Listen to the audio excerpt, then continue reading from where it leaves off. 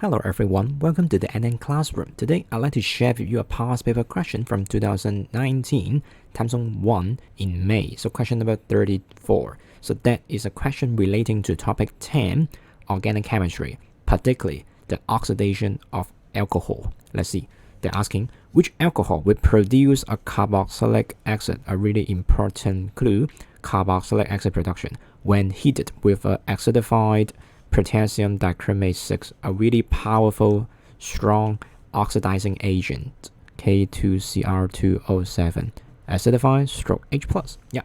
So that means now I'm going to form a carboxylic acid. And what is this coming from? Right?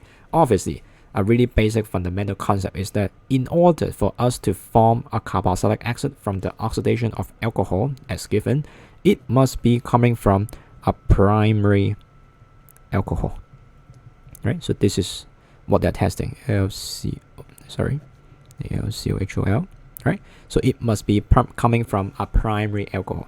And a primary alcohol is concerning the carbon that linked to the hydroxyl group only contains one R group, but the other two sides are both hydrogen. So this is what we call a primary alcohol. And remember, and only a primary alcohol can form a carboxylic acid, not secondary and not even tertiary. Makes sense, right? So that means now the question brings down to which of the following is a primary alcohol. Then you are able to form a carboxylic acid after heating under reflux with an acidified potassium dichromate 6, right? Let's see. For A, that is propane 2O, right? So maybe I draw this out.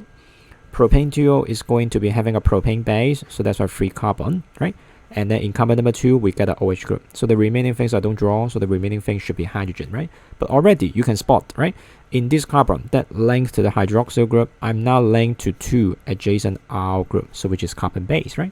So that's why this is going to be a secondary alcohol, right? So meaning not our choice. We need a primary, right? So that's why not A, right?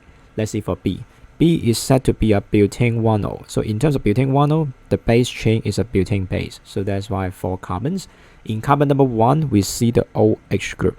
This time, this is something we want, right?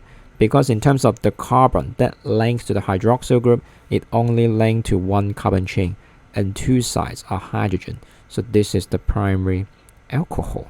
Perfect. So obviously we can see the answer is going to be B. But let's double check it, right? For C, 2-methyl propane 2O. So the base chain is for C is a propane 2O, right? Let's draw propane first, and then in carbon number 2 we see the OH group, right? And also in carbon number 2 position we see the methyl, right? So that means the carbon now linked to the hydroxyl group is now having 1 carbon, 2 carbons, and 3 carbons, all 3 R groups.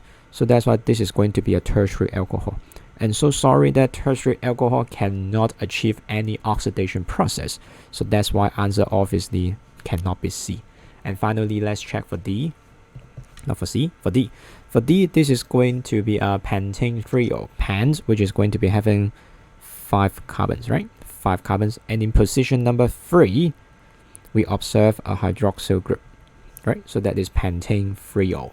In terms of pentane 3O, again, it is the carbon linked to the hydroxyl group that matters, that now corresponding to this carbon, 2 of the R groups. So that is also going to be a secondary alcohol.